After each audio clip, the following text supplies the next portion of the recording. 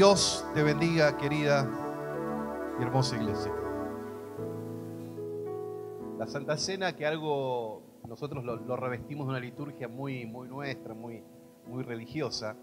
Antes era una terrible comilona entre gente muy querida, amada, que se juntaban a comer. En el libro de Lucas, capítulo 22, versículo 7, habla todo ese capítulo, gran parte de ese capítulo, sobre la institución de la Cena del Señor, ¿no? A veces el título lo escribió gente también muy religiosa y le dio un título muy sacro, de donde nosotros sacamos lo que es nuestra bendita Santa Cena. Que es algo también anecdótico, porque nosotros durante mucho tiempo, cuando comenzamos a pastorear, los cultos no los teníamos a la noche. Los cultos de Catedral de Vida en un principio eran a la mañana. No sé si hay alguna de aquella época que teníamos culto a la mañana que esté presente. ¿Está partiendo todos con el Señor? No. Hay algunos que todavía sobreviven, que teníamos culto a la mañana y que era medio irónico, ¿no? Decir Santa Cena a la mañana, pero bueno, no lo podíamos cambiar el nombre, San Desayuno, porque quedaba medio antibíblico. Pero al decir la Santa Cena, lo que Jesús instruyó a los apóstoles en el capítulo 22 de Lucas, era una comida. Ellos tenían que reemplazar el cordero pascual, se podría decir, reemplazarlo por algo más vivo y eficaz que lo que él representó en la cruz del Calvario. Entonces dijo: ya no vamos a partir de ahora no se va a confirmar un pacto con Dios mediante la muerte de un animal, sino que yo voy a ser el cordero de expiación por los pecados de todos. Así que cada vez que participen y recuerden la cena del Señor, van a renovar un pacto conmigo y van a recordar lo que yo hice por ustedes en la cruz del Calvario, por amor. Y es algo que es un disparador, ¿no? En mi cabeza, en mi corazón, poder investigar un poco más de lo que tal vez tendría que representar para la Iglesia de Cristo participar del pan y de la copa. Más allá de tomar una copita, que los hermanos son muy gentilmente con guantes de látex que van a entregar el pan y la copa para que nadie meta la mano ahí, sino de forma más higiénica poder dártela. Pero yo recuerdo cuando era chiquito que yo anhelaba, veía a mi papá, a mi mamá, a la gente grande tomar de la copa, y yo quería rescatar alguna copita cuando era chico, porque pensaba de que era una poción mágica, ¿no? Porque automáticamente la persona, yo tengo imágenes muy vagas de las primeras Santas Cenas de mi familia, que ellos tomaban la Santa Cena y cada vez que tomaban la copa o comían el pan, automáticamente se ponían a llorar. Y yo dije, eso debe tener algo mágico. El que toma de eso termina llorando, ¿no? Y me escapaba con el hijo del pastor. Qué loco, ¿no? Terminaba la Santa Cena en una iglesia chica, en Ramiro de Escalada. Terminaba la Santa Cena y con el hijo del pastor, Pablito, nos escapábamos, nos íbamos a la librería donde quedaban todas las obras del pan y de la copa y nos hacíamos una fiesta, ¿no? Porque en una iglesia media rusa participaban no con jugo, con vino. Así que imagínate, yo 6, 7 años con olor a vino saliendo de la iglesia. Mi papá me decía: Javier, ¿dónde anduviste? Y supuestamente estabas en la escuela dominical, y yo chupándome los vinos en la Santa Cena, con lo dijo el pastor. Y lo tomábamos y pensamos de que eso nos iba a hacer llorar, porque el ambiente en sí de la Santa Cena es un ambiente tal vez recordatorio. Es más, en mi época, ya más adolescente, hasta hace poco, me acuerdo que otro gran pastor que tuve en mi adolescencia, cada vez que tomaba la Santa Cena, nos hacía pedir perdón antes de comer el pan y beber de la copa. Imagínate en la adolescencia, si uno era curioso, cuánto más cuando el pastor decía: antes de participar de la Santa Cena, cierren todos los ojos, y si alguno está ofendido con alguno, vaya y pídale perdón. Qué masacre se armaría, hermanos, ¿no? Hoy acá. ¿Cómo hacemos? Y uno todavía, no, yo ya estaba bautizado, yo me bauticé muy chiquito, pero tomaba la Santa Cena rápido, otra vez me acomodaba en un rincón y hacía que yo me agachaba, pero trataba de observar a la gente que se pedía perdón de puro chusma, ¿no? Y se pedían perdón, hasta que después hubo un renuevo y el pastor dijo: bueno, si la persona está presente, basta con que pidas perdón en tu corazón y después cuando lo encontrás se dará cuenta. ¿Pero para qué dijo eso? Para minorar la vista de los chusmas, porque había siempre más de uno mirando ver, la Mica estaba peleada con Lorena, con razón, una está en una punta y la otra está en la otra punta. Entonces deducíamos, ¿no? ¿Y qué pasa cuando los maridos, el matrimonio venía medio ofendido en una Santa Cena? Era un tema, ¿no? Uno tal vez lo tomaba, el otro no, entonces medían culpas, vos tenías más culpa que yo, por lo tanto vos no la tomás, yo sí la tomo, o la tomo para no perder la bendición de la familia. ¿Por qué? Porque considerábamos de que la copa y el pan tenía algo mágico que acaparaba la bendición de todo un mes, o sea que la bendición de la Santa Cena era mensual, como la llevábamos por mes, no te la podés perder. Y son todas cosas que también nos acercaban a algo tan especial, pero perdíamos la esencia de lo que era la Santa Cena. La esencia principal de la Santa Cena es recordar lo que Jesús hizo en la cruz del Calvario, renovar un pacto de compromiso con Dios. Pero hay algo que tal vez no se predica tanto, ¿no? Lo que es, todos los argentinos somos buscamos la excusa perfecta para invitarnos a hacer un asado o a comer. En otros países, más que nada en Europa, cuando vos te encontrás con alguien, te encontrás a tomar un té, o te encontrás a tomar un café. No te invitan a tu casa a comer un asado o algo. Esto es muy argento, muy nuestro. Inventamos siempre algo para invitarte a comer. ¿Es así? Siempre. Falda parrillera, falda, lo que sea. Sirve para, o si no es asado, invitarte a comer algo, porque es el punto donde yo quiero agasajar. La mesa es muy sacra. El argentino tiene mucha mezcla de tano, ¿no? Donde la mesa ahí, vos invitás a gente que amás, a tu casa, a sentarte a tu mesa. Es un tiempo muy, muy especial. Y relata una historia en Lucas capítulo 22, la historia de una persona muy famosa, que es la que entregó su vida por nosotros, transformándose en lo que hoy vemos acá. Que antes de partir, pidió un lugar para poder celebrar su última cena, podría decirse. Y para reemplazar el cordero, pidió vino, pidió pan y juntó a todos sus apóstoles a comer. Y yo me imagino la variedad de caracteres que había en esa mesa. No solamente en la última Santa Cena, en la última cena, sino las veces que Jesús se juntaba con los suyos a comer, ¿no? Escuchar a un Jacobo, escuchar a un Tomás, escuchar a un Pedro, escuchar a un Juan, escuchar, qué sé yo, la variedad, a un Judas, al otro Judas, a un Felipe, a un Santiago. Todos tenían temperamentos totalmente distintos. Eran dos hermanos, uno de ellos, el más conocido, Juan, que vendría a ser para muchos el que Jesús, el más preferido, vendría a ser el más querido, el discípulo del amor. Era una persona totalmente temperamental, que hasta no haber recibido, de haber sido investido por el poder del Espíritu Santo, no le cabía uno. Iba a los lugares y las personas que tal vez criticaban a Jesús o lo echaban, él no iba por la segunda oportunidad de abrazarlos, él los maldecía. Al punto tal de uno de sus hermanos decir: Señor, ¿por qué no mandás fuego del cielo y los quemás a todos estos que te están desprestigiando? Imagínate tener acá uno que maldice a aquellos que te tiran un tratado en la cara cuando vos los querés evangelizar con tanto amor y con tanta dedicación, ¿no? Yo me acuerdo que una vez creo que Alejo, el más chico mío, hoy puedo hablar de él, porque cuando no está puedo hablar de él. Fue a evangelizar con un grupo de jóvenes, creo que estaba Leíto en ese tiempo. Y él ve como uno le entrega un tratado y este pibe hace un bollo y lo tira. Y Alejo va, chico chiquito, agarra el tratado, y era bastante peleador, le gustaba pelearse mucho. Y lo fue a encarar al pibe, mal, como diciendo: me da ganas de agarrar el tratado y metértelo en la boca. Y yo después explicándole: no, papi, no es así. Van de 10 tratados, 8 te tiran, 2 te lo retienen y tal vez 1 por la mitad te lo lee.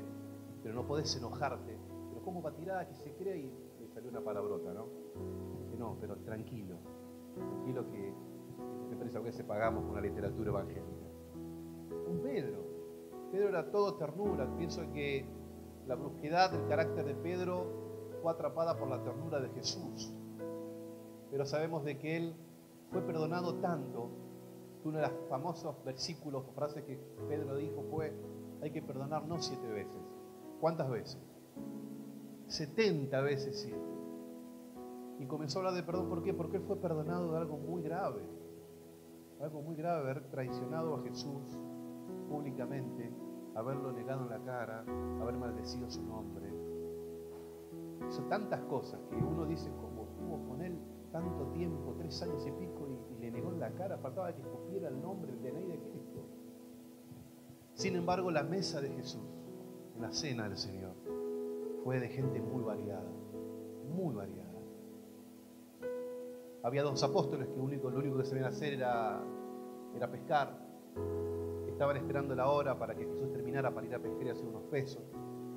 Gente materialista.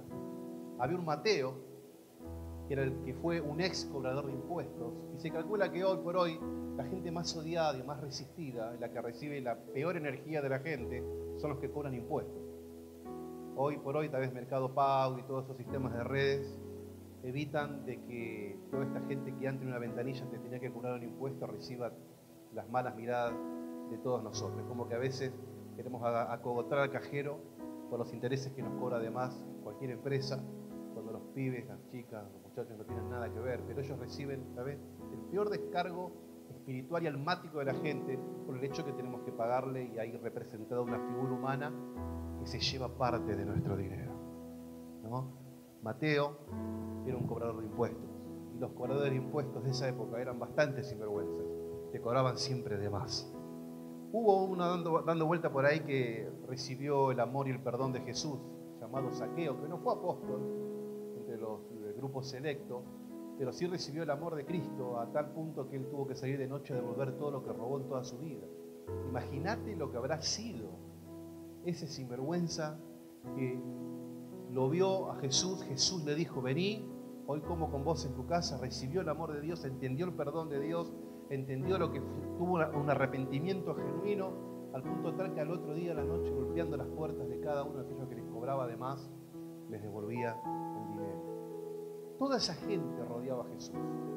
Con toda esa gente Jesús se sentaba a comer un asado, ¿no? Gente muy variada, muy diversa, muy distinta. Y en ningún momento vemos acá en toda la Biblia de que estos en las comidas se peleaban. Hubo una simple rencilla que no fue en un almuerzo ni una cena, que fue que se andaban discutiendo ahí quién iba a estar con Jesús al costado, a la diestra, a la siniestra, allá en los cielos. Y se empezaron a pelear, y ahí Jesús les frenó el carro y dijo: ey, tranquilo, el que quiere ser primero será postrero, y el postrero será primero, el mayor será el menor.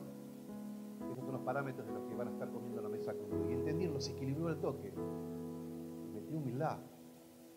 Y hay que trabajar con gente diversa.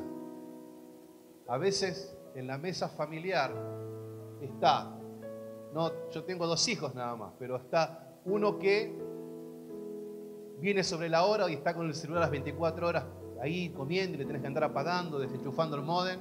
Y el otro que te presta atención, o tal vez no pone la mesa, cae visita o cae algún familiar, y tenemos una mesa diminuta pero muy diversa en personalidades. Nos puede salir bien la estadía, nos puede salir mal. Imagínate 12 tipos, dentro de los 12 había uno que sabemos perfectamente bien que lo terminó vendiendo por un par de monedas de plata.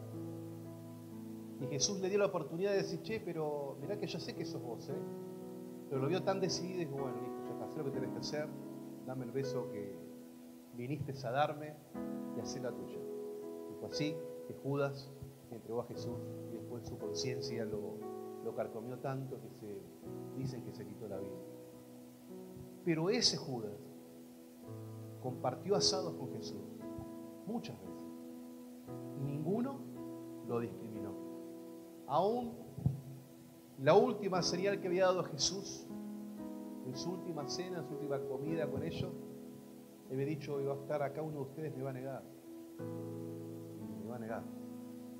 sin la reacción de todos los otros 11, uno se levantó, fue ese, fue, pero así todo, no hubo un Pedro que lo fue a buscar y le cortó la oreja como a Malco, sino que ellos tenían un corazón dentro de su diversidad, un corazón apacible cuando estaba Jesús en el centro.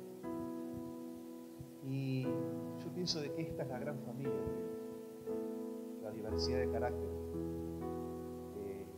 las distintas personalidades, cómo es cada uno. Con el tiempo aprender a amar y respetar a la gente. Y yo digo, ¿cómo Jesús logró esto? ¿Cómo pudo lograr tener en una mesa gente tan diversa, tan difícil? Algunos carnales todavía, otros entendiendo un poco. Algunos después se despertó la fe. Otros, ni viendo a Jesús resucitado, seguían creyendo porque pidieron meterle el dedo en la llaga, en las heridas, mostrame tu mano, mostrame tus pies, a ver tu costado, a ver tu cabeza, ahí, pero tenían que ver y oler todavía sangre fresca para decir, sí, sos vos. Tomás compartía mesa en los asados con Jesús. Gente tan diversa. Y después Jesús saca, ¿no? Bienaventurado aquel que tal vez sin ver cree, tomándolo de la incredulidad de uno de sus apóstoles. Gente diversa. Pero de esa gente diversa Jesús hizo un gran ejército. Jesús capacitó. De algunos de ellos habló más y algunos menos. Pero sabemos que uno solo fue el que no murió por una causa trágica. Sin el resto, murió trágicamente por la causa de Cristo. Uno solo, desterrado en una isla, escribió después el Evangelio, que se dice que murió tal vez por muerte natural, por vejez, pero el resto dieron la vida hasta la última gota de su sangre por la causa de Jesucristo. Gente muy diversa, que tuvo que aprender lo que fue Jesús, el amor de Cristo después de muerte, después de verlo sufrir, a través de una gran persecución, pero era la gente que Jesús había elegido para pasar su tiempo. Dentro de los 12 Jesús tenía sus 4, ¿no? Que él decidía con esto irse tal vez a hablar otros temas más íntimos, más personales. No es por desmerecer a los otros que quedaban dando vueltas, sino porque vos no podés andar con 12 tipos continuamente en tu casa. A veces las casas son más pequeñas, más chicas, no podés encontrarte en una Shell, en una IPF con 12. Entonces llevas a 4, les transmitís, les compartís, te quebrás, pasás tiempo, después juntás a los 8 que andan dando vuelta por ahí, volvés a contar los mismos chistes, que hablaste con los 4, pero es la gente que Jesús tal vez eligió para pasar tiempo, gente diversa. Y a ellos les dedicó amor y les dedicó tiempo. Digo, qué tremendo, ¿no? Porque si Jesús tuvo esa entereza para poder amar, comprender y entender a 12 personas distintas, aún dentro de uno de ellos que lo terminó negando, que Jesús tenía tanto amor de que si aún Judas, yo pienso de esta manera, no tal vez me equivoque, Judas se hubiese arrepentido, como se arrepintió tal vez Pedro, yo me imagino que hasta Judas hubiese sido perdonado. Porque es así, por más que algunos eruditos digan sí, pero no encajaba después en el cielo. Vamos a llevarnos cada chasco del cielo, hermano, cuando estemos en la presencia de Dios y decir, mira vos, este está acá. Porque somos personas muy prejuiciosas. Pero ellos tuvieron una escuela. Yo pienso de que todas las escuelas que ellos tuvieron para poder sentarse en una mesa, sin pelear, sin discutir, entenderse, en esa diversidad de caracteres, hubo un pasaje que a mí me cautiva, que se encuentra en el libro de Lucas, capítulo 7, versículo 30.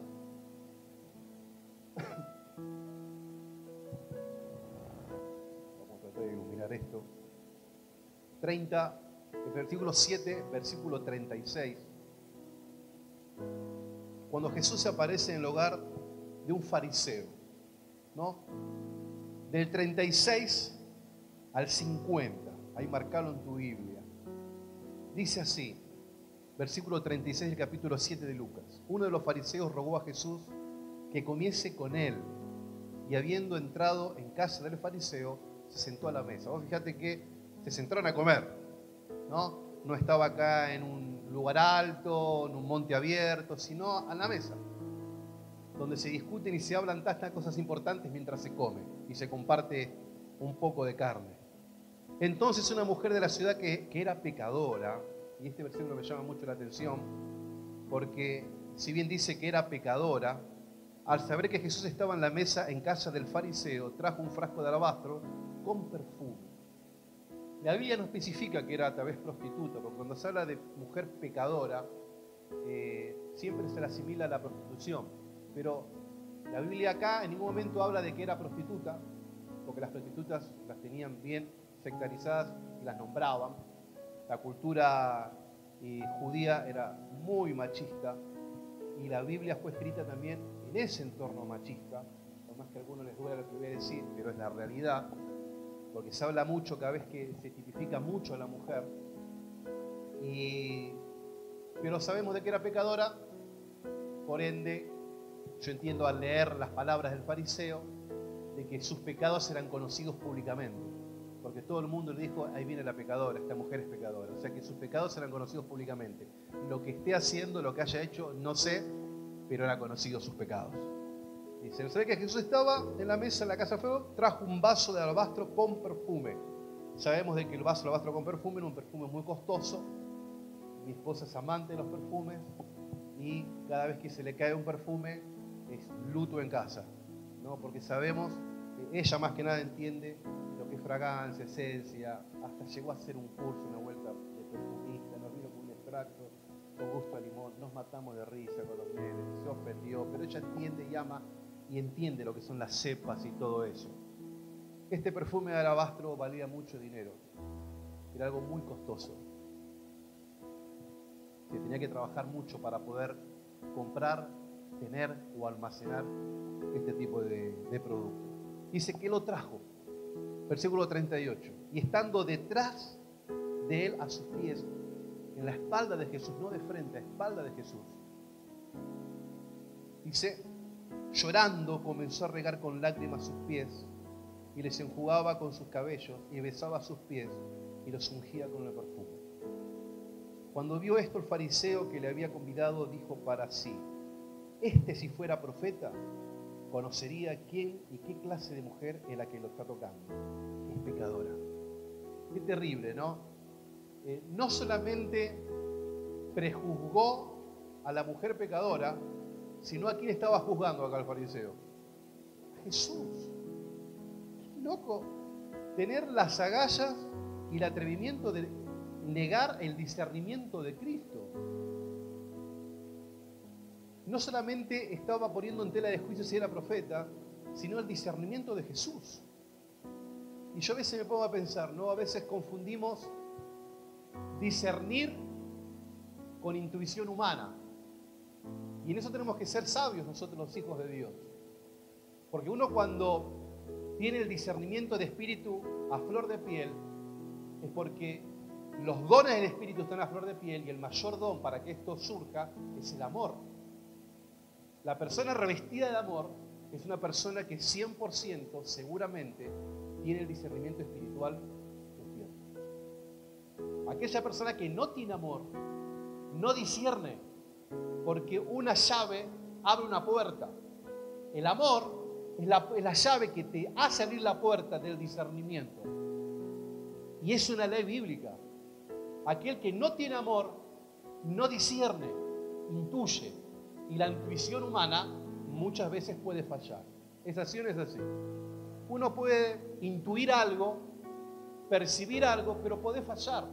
Pero lo que nunca falla es el discernimiento espiritual. Pero el discernimiento espiritual va de la mano al amor. El amor es el fruto del espíritu más importante, calculo yo. El amor. Y este fariseo prejuzgó el discernimiento y el ministerio profético de Jesús y obvio que prejuzgó a la mujer que para él era pecadora. Porque la persona que no tiene amor, lo primero que ve es lo que fue la persona, no lo que es y lo que puede llegar a ser. Y eso es algo que vos lo podés sacar a simple vista. Aquel que no tiene amor prejuzga. Prejuzgar es poner en juicio a una persona en algo. ¿no? Y la persona que no tiene amor siempre va a prejuzgar, porque la persona que prejuzga, personas muy prejuiciosas, lo primero que ve de la gente es lo que fue, nunca lo que es y lo que va a ser. Y eso fue lo que hizo el fariseo. Pero esta mujer pecadora para el fariseo lo sorprende a todos, porque a espaldas de Jesús comienza a llorar y a regar los pies de Cristo con sus lágrimas, y comienza con su cabello a enjuagar sus pies, y comienza a perfumar los pies de Jesús, y no paraba de llorar y de llorar y de llorar. Yo pienso que habrá sido un acto de amor y de ternura tan grande, hermano, que los 12 apóstoles que estaban ahí quedaron perplejos mirando esa escena. Obvio que en la diversidad de apóstoles habrá estado aquel que sacó cuenta y dijo: ¿cómo va a derramar ese perfume? Lo hubiésemos vendido, lo hubiésemos dado de comer a los pobres. Algunos habrán pensado lo que el fariseo dijo. Es verdad, Jesús tiene discernimiento. ¿Cómo se va a dejar tocar los pies por una pecadora? No lo dijeron, pero estaban atentos, escuchando y viendo la escena que Jesús estaba permitiendo a través de esta mujer, del perfume y el fariseo. Y eso fue una escuela fundamental para los apóstoles, para que después con el tiempo no se pelearan en una santa cena, ni se miraran con desprecio, porque aprendieron a amar y a entender la diversidad de caracteres y lo que Dios puso a la mesa para luego transformarlos en lo que fueron. Y dice de que el fariseo seguía hablando, y bueno, Jesús dijo: bueno, ahora me toca hablar a mí. Y le contó una historia. Dijo: mirá, había alguien, un acreedor que tenía 2 deudores, de los cuales uno le debía 500 denarios y otro le debía 50 denarios, de los cuales ninguno de los dos le podía devolver la plata. Entonces, ¿qué fue lo que hizo el acreedor? Les perdonó la deuda a los dos. Y le dijo al fariseo: bueno, para vos, de estos 2 que se le perdonó la deuda, ¿quién es el que más va a amar más después? Y seguramente aquel que se le perdonó más. Sí, bueno, a veces esta mujer se le perdonó mucho, por eso ama mucho. Pero que se le perdonó poco, tal vez ama poco. Pero en sí, la deuda es deuda. Vos debes 50, es deuda. Debes 500, es deuda. Y la deuda, a la larga, hay una garantía que se ejecuta. Hermano, yo conozco gente, y esto lo digo real, he estado en mesas con gente que si no hubiese conocido a Cristo me hubiese dado ganas, hoy con Cristo también, de agarrar un plato y partírselo en la cabeza. Por escuchar decir: ¿sabes a qué me dedico, Javier? Y lo decían con todo el orgullo, ¿no? Y digo: ¿a qué te dedicas vos? Yo soy abogado. Una persona que después tuvo una participación muy importante en Cátedra Bíblica. ¿Y cuál es tu trabajo? ¿Que sos penalista, civil, comercial? No, yo compro deudas, me dijo. ¿Qué tipo de deudas? Deudas de tarjetas de crédito, de financieras, de gente que dejó de pagar 4 o 5 cuotas, y como son deudores incobrables, yo les compro la deuda a las financieras. ¿Y qué hago? ¿Compro la deuda? No, no es comprar la deuda, es comprar la garantía. Entonces ellos compran la garantía. Y yo compro una deuda de 1.000 pesos, no mando ninguna carta de documento por 2 años, y a los 2 años pido que le rematen una propiedad a la persona por esos 2 años que no pagó su deuda. Sos un angelito de Dios. Y él se enriqueció de esa manera. ¿Por qué? Porque donde hay deuda hay una garantía siempre. Siempre. Ningún banco, ninguna financiera te va a dar 10, 12, 13, 15 cuotas de esto con facilidades sin antes pedirte una deuda, una garantía. Los problemas nuestros son las garantías, porque las financieras, muchas veces el negocio de una financiera pasa no tanto por que cobrarte tu cuota, sino muchas veces por la garantía que vos dejaste, y ellos quieren y desean por dentro que dejes de pagar. Porque cuando vos dejás de pagar, saben de que tiene una garantía que vale 10 veces más de lo que vos pediste. Y eso es satánico completamente. Es satánico completamente. Y nos podemos ir después a finanzas internacionales, los países que se endeudan. Hubo un loco que compró la deuda de Bolivia hace 40 años atrás y quería rematar a Bolivia porque compró la deuda externa boliviana con bonos. acuerdan los famosos fondos buitres, un hombre compró la deuda boliviana y quiso quedarse con todos los minerales bolivianos porque él tenía la garantía soberana de ejecutar la deuda de Bolivia con la garantía de minerales de un país. Una sola persona pudo hacer esa locura. Pero ¿qué voy con todo esto? Jesús, en esa escena donde ve que alguien le lava los pies, quería enseñarle a los apóstoles a amar la diversidad, tolerar y por sobre todas las cosas amar a la gente. Amarla por sobre todas las cosas. Y fue así de que la charla siguió, te comento, este muchacho que compraba deudas, yo le alcancé a hablar de Dios, pero cuando le hablaba de Dios no le hablé con mucho amor en ese momento, porque yo sabía la intención que él tenía con toda la gente, y la mayoría de las que pagan el pato es gente pobre. Conozco mucha gente que perdió propiedades por dejar la garantía en un bingo. Fíjate qué locura.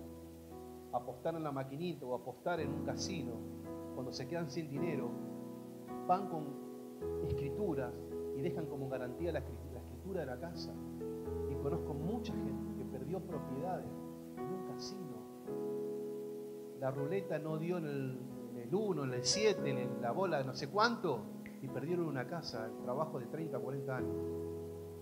Y hay gente que usa esas garantías de personas que hipotecan la vida, ¿no? Con el tiempo, los años, hace que en un lugar me vuelva a encontrar con este muchacho, y cuando llego a su oficina, veo en la oficina de él una Biblia. Dije, o este está infiltrado queriendo formar una iglesia evangélica, o acá algo pasó. Me dice, Javier, no me vas a creer. Sé que vos me hablaste de Dios muchas veces, pero conocí a Cristo. Digo, ¿en qué situación habrá llegado a Dios este cristiano? Porque su Dios era el dinero. Tuvo 3 hijos, los 3 hijos con problemas. Uno se le moría, el otro también, problemas con la esposa. Había tocado fondo hasta que alguien le recordó lo que un pastor venezolano le predicó una vuelta y conoció a Jesús.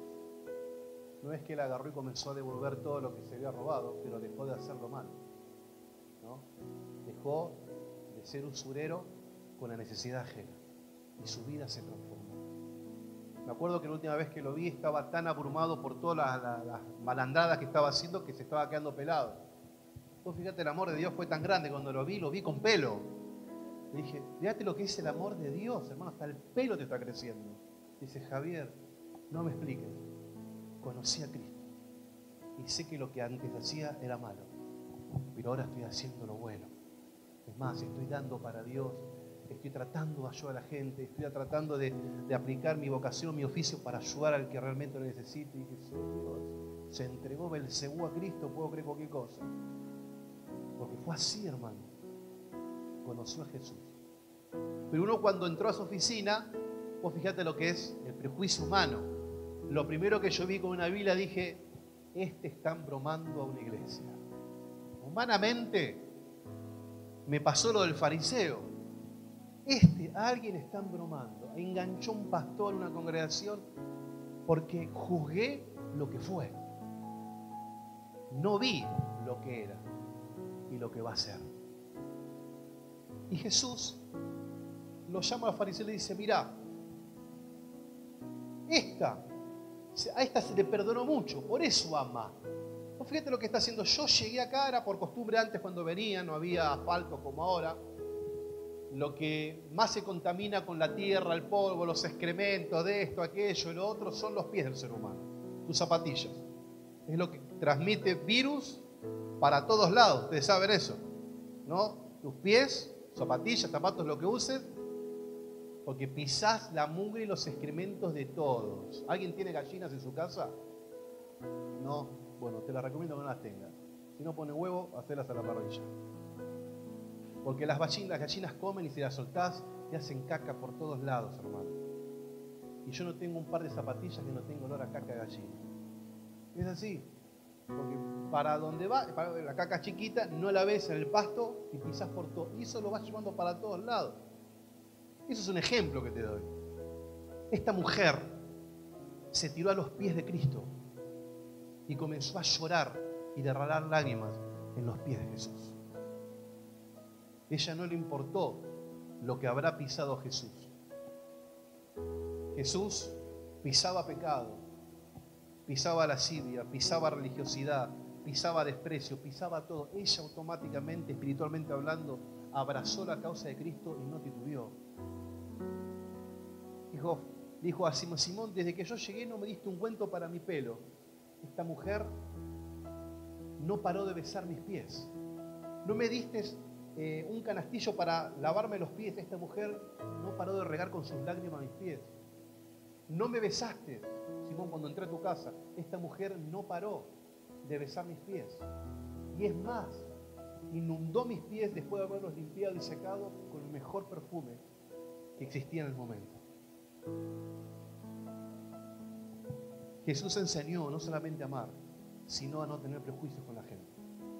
Y los apóstoles aprendieron esa lección como tantas otras, y es por eso que en una mesa, más allá de la diversidad que había entre ellos, no había peleas.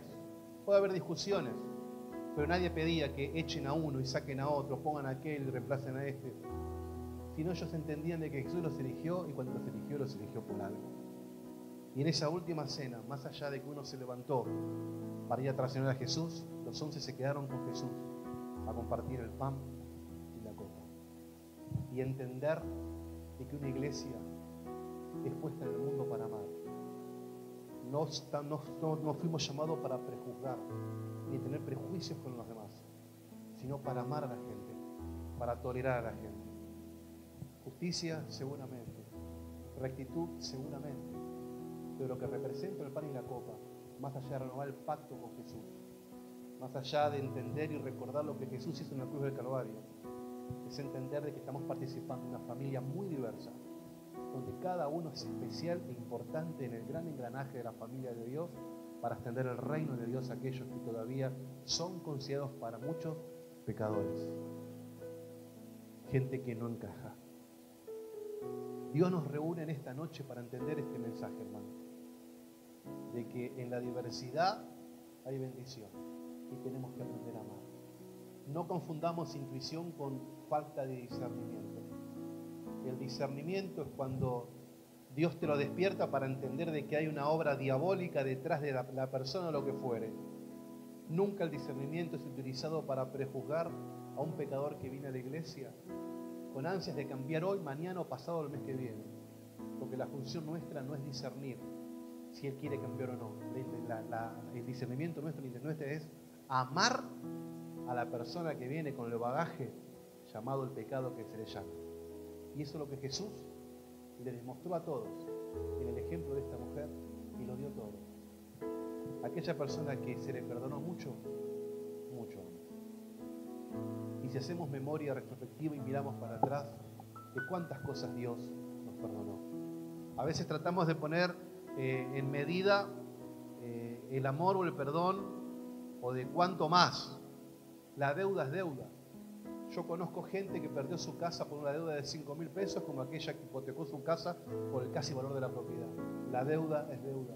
Tengo un pariente muy cercano que pidió un préstamo de 2 sueldos y no pagó, y a los 10 años, llamándonos desesperados porque los rematadores le remataron su única casa, dejando 2 abuelitos sin casa y una chica que había hipotecado su sueldo, y le remataron la casa por 2 sueldos que había entregado. La deuda es deuda. Y la garantía muchas veces es el alma de la gente. Dios no nos llama para prejuzgar, sino para amar. Y vos fíjate que aquel que mucho se le perdona, mucho tiene que amar. No perdamos la memoria de donde Dios nos sacó, pero que Dios nos perdonó.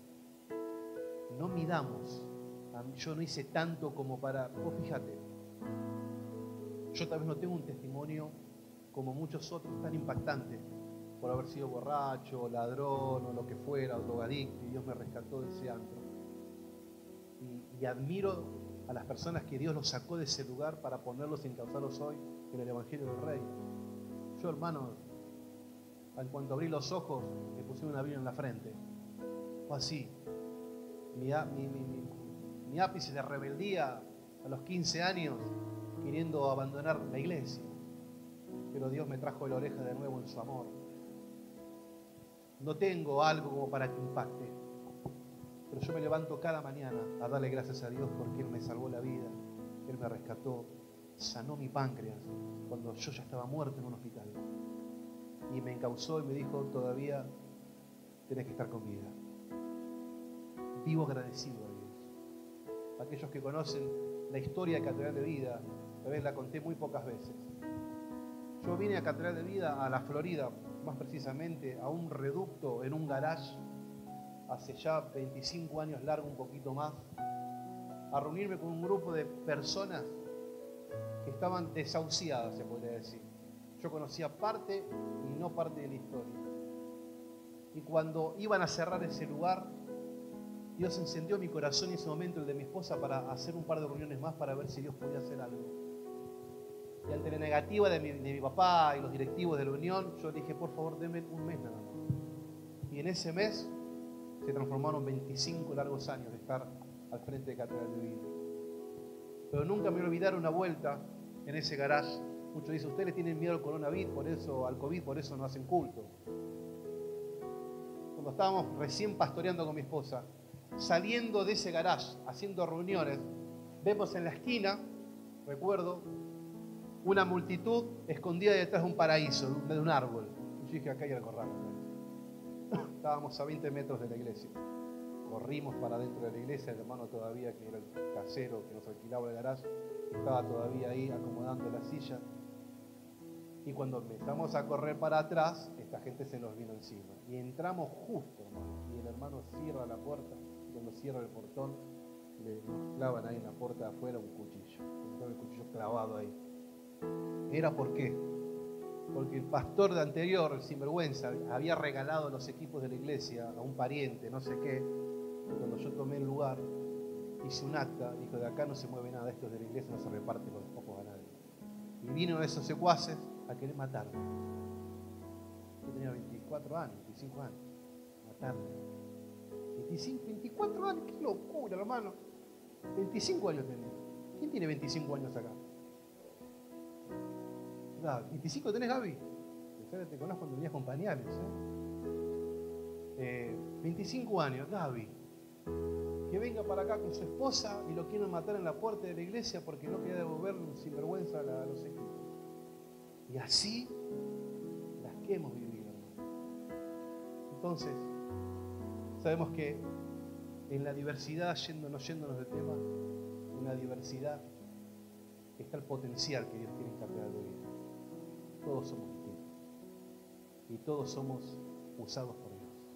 Dios te llamó, iglesia.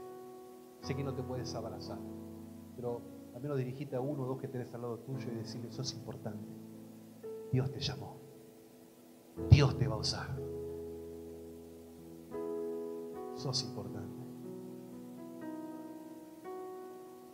Gracias, hermano. Somos importantes. Y usted también, hermana. Marta, portate bien. Amemos, apliquemos el discernimiento para lo espiritual y nunca para juzgar, y participemos del pan y de la copa en la diversidad que somos. ¿Cuántos dicen amén? Amén. Nos ponemos de pie.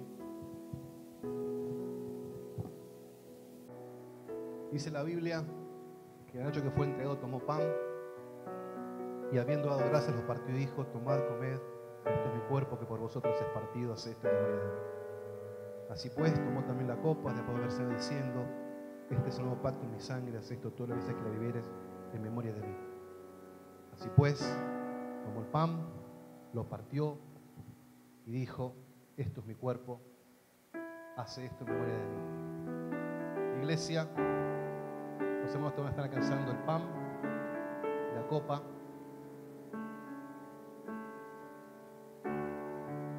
Y vamos a participar de esta diversidad tan hermosa que es el día que Jesús, junto a sus 12, nos instruyó a amar, a no juzgar, a amar por sobre todas las cosas y recordar que lo que Jesús hizo en la cruz del Calvario, reemplazando tal vez a un viejo cordero pascual, lo hizo en memoria, lo hizo para que tengamos memoria todos nosotros de Él. recordar lo que Él hizo en la cruz del Calvario. Amemos, no juzguemos, amemos. Amén.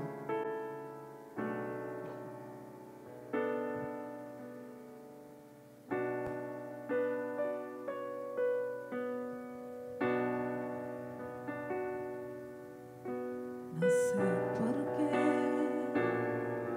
Señor, tú me tocaste. No sé por qué en mí tú te fijaste, pero sí sé que grande es tu amor por mí.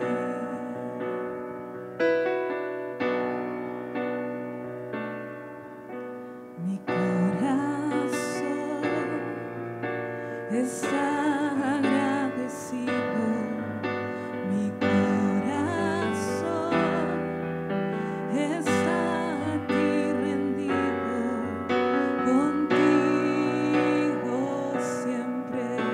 Yo quiero, Señor, estar. Porque fuera de ti nada deseo en la tierra. Tu presencia es más hermosa que cualquier cosa. Porque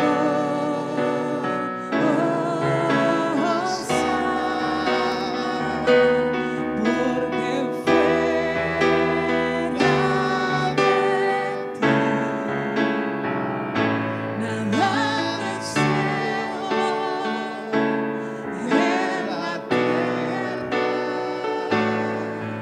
Tu presencia es más hermosa que cualquier cosa.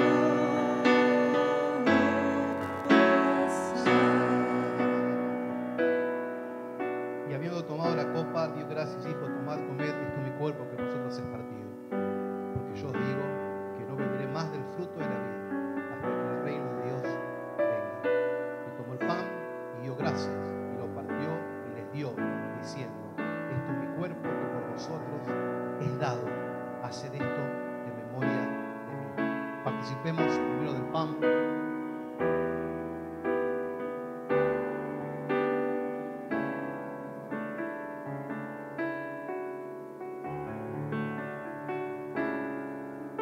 Participemos de la copa. Señor, reconocemos que cuando vos te reuniste esta vez por última vez con los apóstoles a celebrar tu última Pascua en la creación, tenías sentimientos tan encontrados. Sabré que estabas disfrutando la última cena terrenal con ellos y después saber lo que se te venía. Pero fuiste tan obediente a tu Padre, tan obediente, que así todo diste ese paso de amor para romperle al diablo y al pecado esa garantía que nos tenía presos. Porque sabíamos de que todos éramos deudores, pero vos a dar este paso de entrega rompiste la garantía que nos tenía hipotecado al infierno. Nos perdonaste, te pusiste en nuestro lugar, pagaste la deuda por mí, quitaste la hipoteca para que hoy seamos libres, para que hoy te alabemos en libertad, vivamos en libertad, para poder entender que en vos hay perdón, hay gracia, hay misericordia, hay restauración, para poder entender de que me aceptaste tal cual soy, que me amaste como soy, y que nunca vas a ver mi pasado, Siempre te vas a plantar en mi presente y me vas a proyectar a mi futuro siempre, porque tu amor es eso. Esa es la mirada de la iglesia, hermanos. La mirada de la iglesia no es con juicio. La mirada de una iglesia es con amor. La mirada de la iglesia es alguien que se entrega por completo porque recuerda lo que Dios hizo en su momento por tu vida. La mirada de una iglesia, la actitud de una iglesia es entregarse de lleno, es darle a Dios lo mejor, es abrazar los pies de ese Jesús que caminaba, transitaba, viajaba, iba donde se lo requería. Esta mujer no tuvo objeción de besar unos pies mugrientos, llagados tal vez, contaminados con el pecado de todas las casas y puertas y familias que Jesús visitó. Impregnarse tal vez con la tristeza y el dolor de los enfermos que sanó. Ella abrazó la causa de Cristo, agradecida por lo que Jesús anteriormente le había perdonado. Ella no tuvo temor de entregar todo, aún lo material, lo más costoso, romperlo al servicio de los pies del Maestro. Ese es un corazón agradecido, un corazón sin juicio, un corazón que no prejuzga, sino un corazón que ama, un corazón que agradece, un corazón que incluye, una vida que incluye, una vida que acepta la diversidad, aun siendo muchos de nosotros tan distintos. Aprender a amar eso, iglesia. Aprender a implementar eso en nuestra familia de la fe. Ese amor integrador, ese amor que incluye. Eso también representó la última cena. Gracias, Jesús. Bendice la semana de Catedral de Vida. Bendice cada familia. Bendice a cada uno en el laboral. En tu nombre, Padre, que está enfermo, decaído, triste, esté pasando por alguna adversidad. Hoy, Señor, te pido que vos hagas un milagro en cada vida.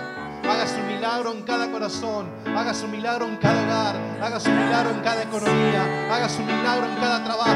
Señor, levanta tu iglesia. Sana al enfermo, levanta al caído. En el nombre poderoso de Jesús, todo yugo, Padre espiritual, púdrelo, se corta, se rompe. Deja libre a cada vida en el nombre poderoso de Jesús.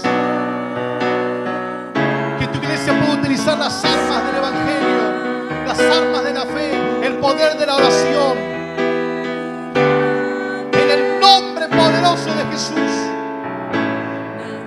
Levanta tu iglesia, forja tu iglesia, usa tu iglesia, Señor. Guarda la Padre de todo peligro, el devorador de la peste destructora. Guarda su economía, guarda sus cosechas y multiplica la bendición de Catedral de Vida en todo lo que emprenda, en todo lo que haga, en todo lo que proyecte. Nos tomamos de tu palabra para que tus promesas se cumplan en tu familia, en el nombre de Jesús. Gracias, Señor. Gracias, Jesús. Recibimos en esta noche tu amor, tu perdón, tu gracia y tu misericordia. Gracias, Señor. Gracias, Jesús. Vamos, Señor. Vamos, te amamos, te amamos, te amamos, Padre. Urra, maya, canta, la vacía, guía, tarabara, saya. Fluye, Padre, sobre Catedral de Vida. Fluye sobre cada vida, Padre. Desde el más pequeño hasta el más grande. Tu Espíritu Santo cautive cada corazón, cada vida. Te amamos, Jesús. Gracias, Jesús. Oh, la María, oh, la María, Basaya, fluye, Señor.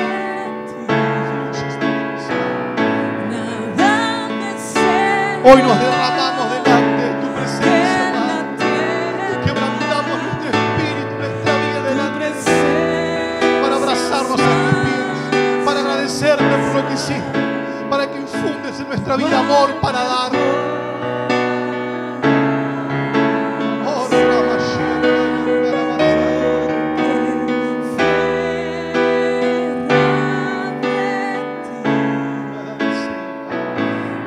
Nada